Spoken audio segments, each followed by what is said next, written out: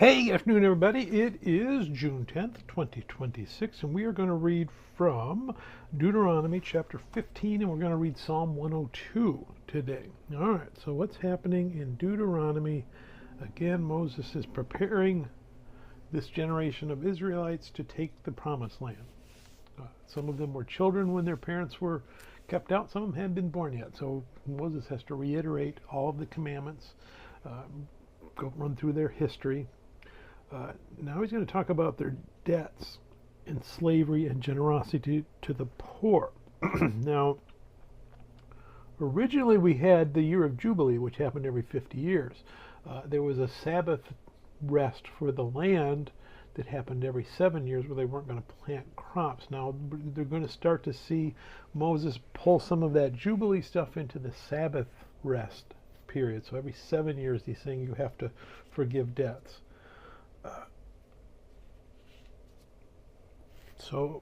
So we see in our Bible that sometimes we're given a commandment or a principle, and then it gets modified as we move through. It doesn't get rescinded, it just gets clarified, modified slightly. Instead of every 50 years, he's saying, hey, you know what, you're supposed to be doing this every Sabbath rest period too. The spirit's the same there. You should always be trying to be generous to the poor and not enslaving your brothers, and looking for ways to restore people, not to keep them in bondage for 50 years. Especially now that we're going into Canaan, and it's going to be more permanent there than it is when we were wandering around for 40 years and we didn't have to worry about all that because we never had a permanent place. So let's go ahead. We're going to read Deuteronomy 15. At the end of every 7 years, you shall grant a release of debts, and this is the form of the release. Every creditor who has lent anything to his neighbor shall release it. He shall not require it of his neighbor or his brother, because it is called the Lord's release. Of a foreigner you may require it, but you shall give up your claim to what is owed by your brother, except when there may be no poor among you, for the Lord will greatly bless you in the land which the Lord your God is giving you to possess as an inheritance. Only if you carefully obey the voice of the Lord your God, to observe with care all these commandments which I command you today. For the Lord your God will bless you just as he promised you. You shall lend to many nations, but you shall not borrow. You shall reign over many nations, but they shall not reign over you. So again, we're modifying the details, but the principle that it all belongs to God. He's just letting us use it, remains the same. Verse 7, if there is among you a poor man of your brethren within any of the gates in your land which the Lord your God is giving you, you shall not harden your heart nor shut your hand from your poor brother, but you shall open your hand wide to him and willingly lend him sufficient for his need, whatever he needs. Beware lest there be a wicked thought in your heart, saying, the 7th year, the year of release, is at hand, and your eye be evil against your poor brother, and you give him nothing, and he cry out to the Lord against you, and it becomes sin among you. You shall surely give to him, and your heart should not be grieved. When you give to him because of this thing, the Lord your God will bless you in all your works and in all to which you put your hand. For the poor will never cease from the land. Therefore I command you, saying, you shall open your hand wide to your brother, to your poor, and your needy in your land. And again, modifications when Jesus comes. It's not just our brothers we need to take care of, and it's not just every 7 years that we need to forgive. We need to forgive constantly, and everybody is our brother. So we see that modification as spiritually it gets bigger and bigger. Verse 12, if your brother, a Hebrew man or a Hebrew woman, is sold to you and serves you 6 years, then in the 7th year you shall let him go free from you. And when you send him away free from you, you shall not let him go away empty-handed. You shall supply him liberally from your flock, from your threshing floor, and from your winepress. From what the Lord your God has blessed you with, you shall give to him. You shall remember that you were a slave in the land of Egypt, and the Lord your God redeemed you. Therefore I command you this thing today. And if it happens that he says to you, I will not go away from you, because he loves you and your house, since he prospers with you, then you shall take an awl and thrust it through his ear to the door, and he shall be your servant forever. Also to your female servant you shall do likewise. It shall not seem hard to you when you send him away free from you, for he has been worth a double hired servant in serving you 6 years. You didn't have to pay him, and you got his labor. Then the Lord your God will bless you in all that you do. All the firstborn males that come from your herd and your flock you shall sanctify to the Lord your God. You shall do no work with the firstborn of your herd, nor shear the firstborn of your flock.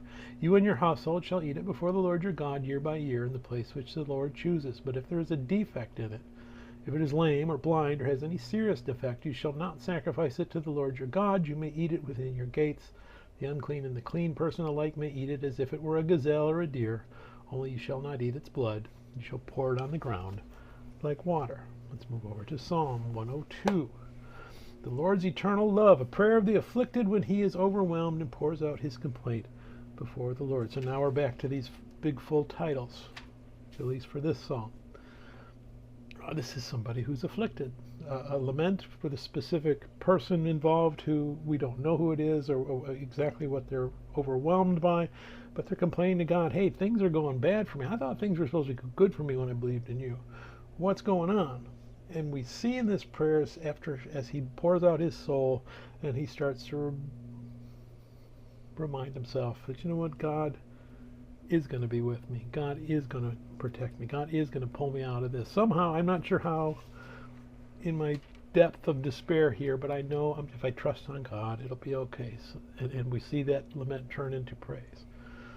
Hear my prayer, O Lord, and let my cry come to you. Do not hide your face from me in the day of my trouble. Incline your ear to me in the day that I call. Answer me speedily. For my days are consumed like smoke, and my bones are burned like a hearth. My heart is stricken and withered like grass, so that I forget to eat my bread. Because of the sound of my groaning, my bones cling to my skin. I am like a pelican of the wilderness. I am like an owl of the desert. I lie awake, and am like a sparrow alone on the housetop.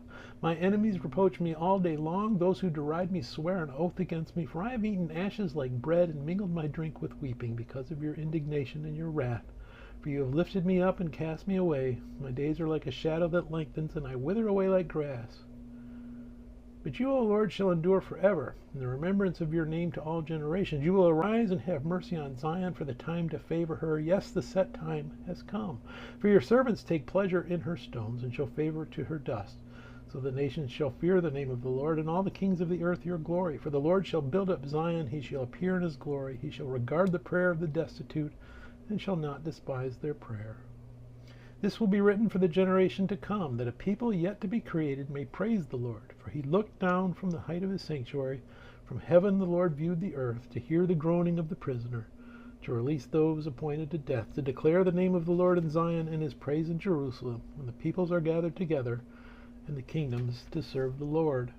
He weakened my strength in the way. He shortened my days. I said, O my God, do not take me away in the midst of my days. Your years are throughout all generations. Of old you laid the foundation of the earth, and the heavens are the works of your hands. They will perish, but you will endure. Yes, they all grow old like a garment. Like a cloak you will change them, and they will be changed, but you are the same. And your years will have no end. The children, your servants, will continue, and their descendants will be established before you. May God bless reading of his word, and may God bless you. Bye.